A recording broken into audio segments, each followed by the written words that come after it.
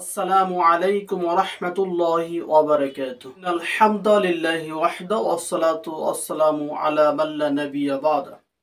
সম্মানিত দর্শক এবং শ্রোতা মণ্ডলী, আমরা ভূমিকা ছাড়াই ছোট্ট একটি বিষয় আপনাদের সম্মুখে উপস্থাপন করার জন্য সম্মুখে দুই একটি কথা বলার প্রয়াস পাবেন ইনশাআল্লাহ। সেটা হলো অভ্রান্ত সত্য, পৃথিবীর একমাত্র অদ্বিতীয় একক ও অদ্বিতীয় গ্রন্থ, মহাগ্রন্থ আল্লাহ সুবহানাহু ওয়া তাআলার কালাম আল কোরআনুল কারীম। মহান আল্লাহ সুবহানাহু ওয়া তাআলার পক্ষ থেকে সর্বশেষ সর্বশ্রেষ্ঠ নাজিলকৃত মানব এবং জিন জাতির জন্য সর্বশেষ জীবন বিধান, সংবিধান আল কোরআন।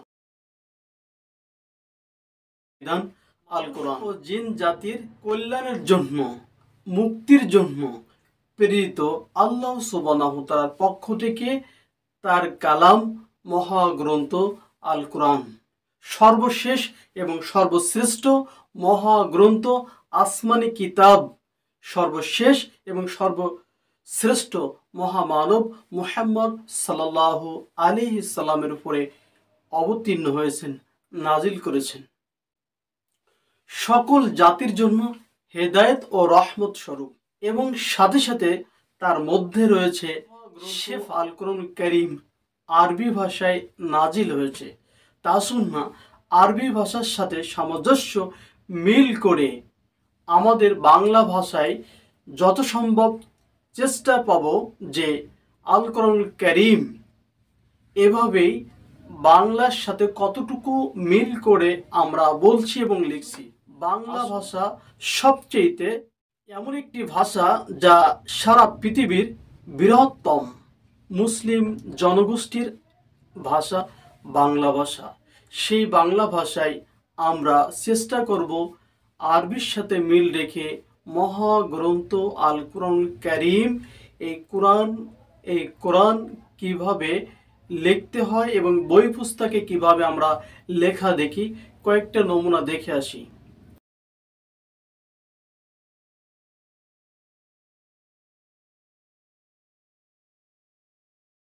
মহাগ্রন্থ আল কোরআনুল কারীম, আল্লাহ সুবহানাহু ওয়া তাআলা সেই কোরআনুল কারীমের অনেকগুলো নাম বলেছেন। যেমন কোথাও বলেছেন কোরআনুল কারীম, কোরআনুল মাজিদ ইত্যাদি। এভাবেই নাম আল্লাহ সুবহানাহু ওয়া তাআলা কোরআনুল কারীমে দেওয়া আছে। এমনকি তার উপর পেজেই দেওয়া আছে যে কোরআনুল কারীম, কোরআনুল হাকিম, কোরআনুল মাজিদ এভাবে লেখা দেওয়া আছে। কিন্তু বাংলার সাথে কতটুকু সামঞ্জস্য আছে সেটা আমরা একটু দেখি। বিভিন্ন লাইব্রেরিতে যাবেন, সেখানে দেখবেন যে অবশ্যই প্রত্যেকটা কিতাব আল কোরআনুল কারীমে এইভাবে বাংলা লেখা আছে।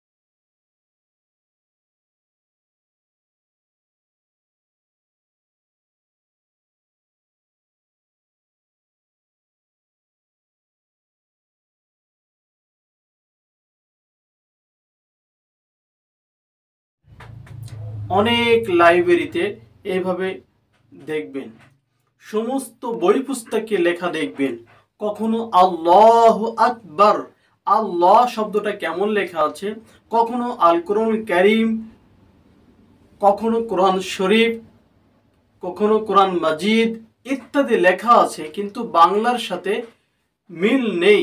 এমনকি আমরা যখন ওয়াজ মাহফিলে, বিভিন্ন সেমিনারে অথবা পোস্টারে দেখি, সেখানেও একই বানান রীতি আছে। আসলে এই বাংলার সাথে, রীতির সাথে, নিয়মের সাথে যদি সামঞ্জস্য রেখে আমরা চেষ্টা করতাম যে অবশ্যই কোরআনুল কারীমের লেখা এভাবেই আরবিতে এবং বাংলায় লিখতে হবে এভাবেই,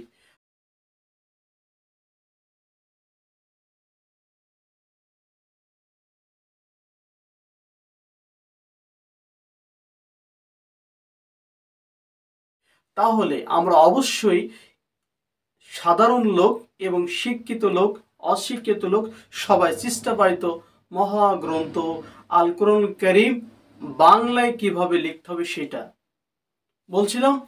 সেই প্রত্যেকটা বই পুস্তকে এবং মহাগ্রন্থ আল কোরআন কারীমের বিভিন্ন বইতে এভাবেই কোরআন কারীমের গায়ে লেখা আছে। আসুন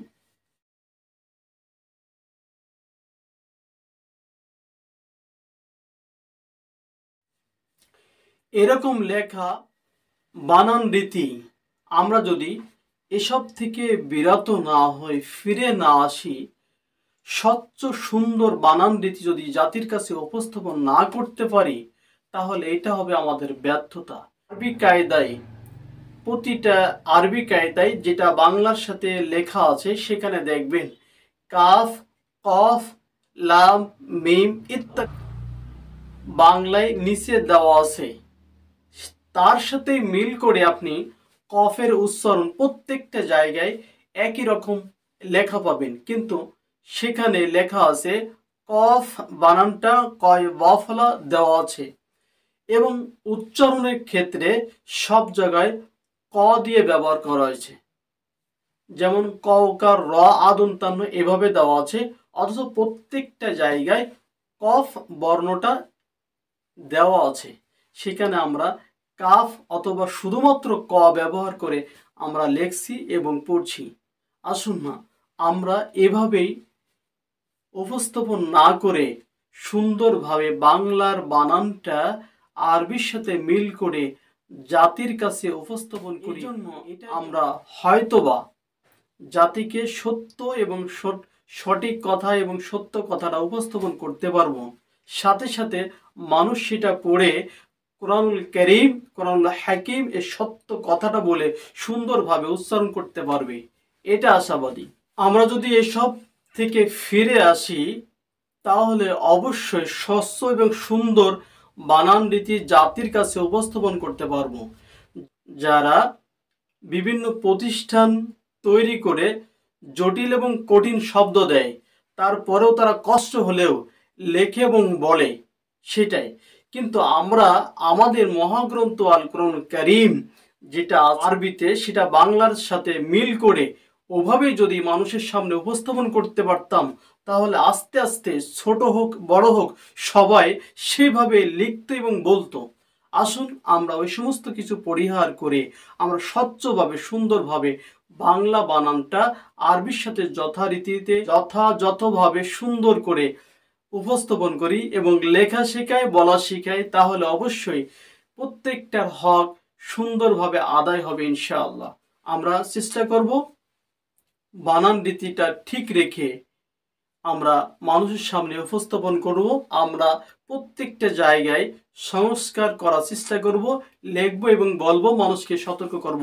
আল্লাহ সুবহানাহু ওয়া তাআলা আপনাকে আমাকে সেই পথ অনুসরণ করার তৌফিক, সেই কাজটি সহজ করার তৌফিক দান করুন। আল্লাহুম্মা আমিন। এই আশা আকাঙ্ক্ষা আল্লাহ সুবহানাহু ওয়া তাআলার দরবারে রেখে সবাইকে সজাগ করে আল্লাহ সুবহানাহু ওয়া তাআলা আপনার আমার চেষ্টাকে কবুল করুন। আল্লাহুম্মা আমিন। সবাইকে আবারও আমাদের পক্ষ থেকে সালাম এবং শুভেচ্ছা জানাচ্ছি। আসসালামু আলাইকুম ওয়া রাহমাতুল্লাহি ওয়া বারাকাতুহু।